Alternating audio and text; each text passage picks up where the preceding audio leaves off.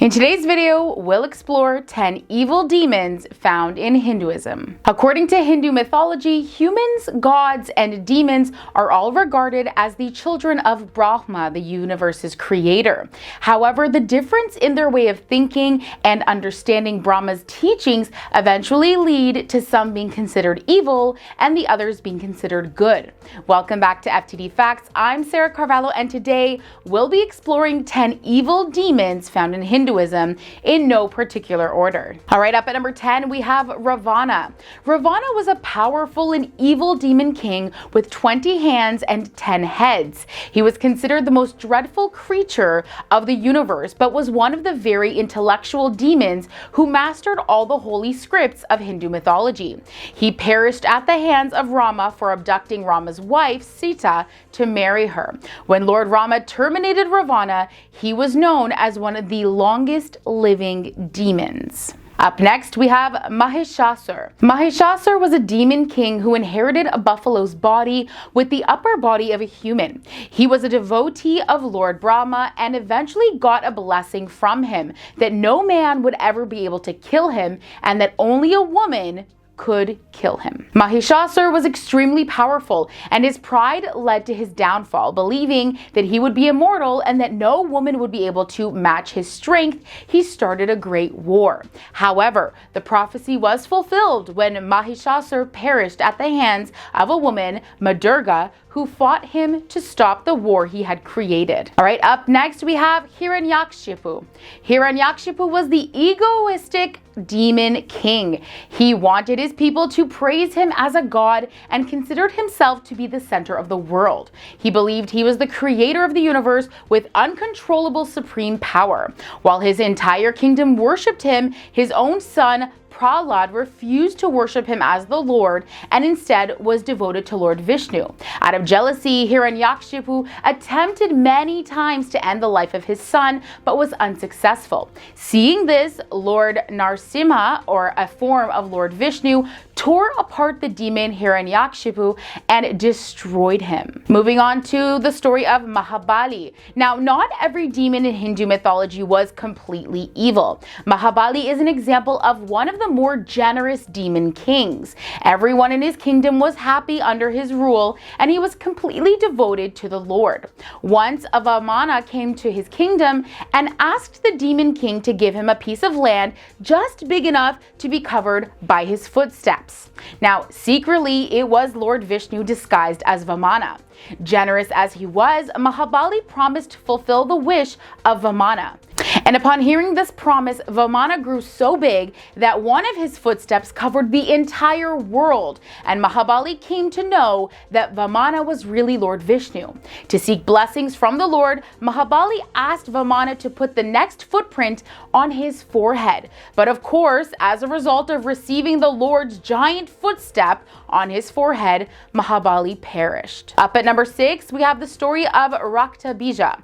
Raktabijah was one of the strongest demons who had a very unique blessing that if even one drop of his blood fell on the ground, from that same drop, a duplicate of him would be born. This meant that it was very difficult to defeat or terminate Raktabijah, so no one dared to challenge him. Every time Raktabijah's duplicate was formed, his power would increase. Now, in a battle with the goddess Durga, Raktabijah's blood spilled to the ground and thousands of Raktabijah were born. Eventually, the Hindu goddess Kali came forward and pierced the demon, making sure to drink every drop of blood that spilled before it could ever hit the ground, and in essence, terminating him. Now, up at the halfway point in today's video at number 5, we have Narakashura. Narakashura was a demon king ruler disliked by his people because he tortured them. He had once kidnapped around 1,600 women only to torment them for his own pleasure. Soon his people could no longer take the torture and collectively approached the supreme being Krishna for help. Krishna promised that he would fight and terminate the demon king on their behalf. However, Narakashura's life could only end at the hands of a woman. So Krishna and his wife fought the battle against Narakashura, emerging victoriously and destroying Narakashura. And now we come to the story of Kumbhakaran. Hindu demon Kumbhakarna, or the sleeping giant, had an enormous body and was blessed with the ability to sleep for months. But once asleep, waking him was considered tremendously difficult. His brother Ravana, who was also a powerful demon, had kidnapped Rama's wife to marry her. When war broke out between the two, Ravana needed his brother's help to win the war. To wake him from a deep sleep, Ravana had 1,000 elephants walk over Kumbhakaran, waking him in time for battle.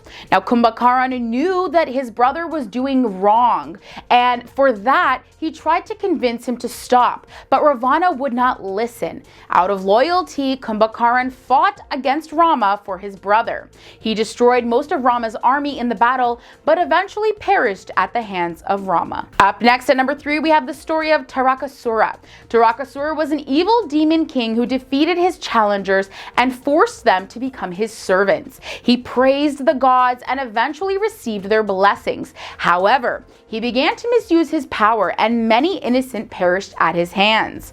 As per his blessing from the gods, Narakashura could only be defeated by the son of Lord Shiva, but at the time, Shiva had no children. However, after Shiva's marriage to Parvati, Kartikeya was born. Kartikeya then fought Narakashura and destroyed him and all of his brothers. Moving on to the story of Serpanaka. Serpanaka was a wicked demoness and the sister of the demon king Ravana. She was considered very ugly and married to Dushtabudi.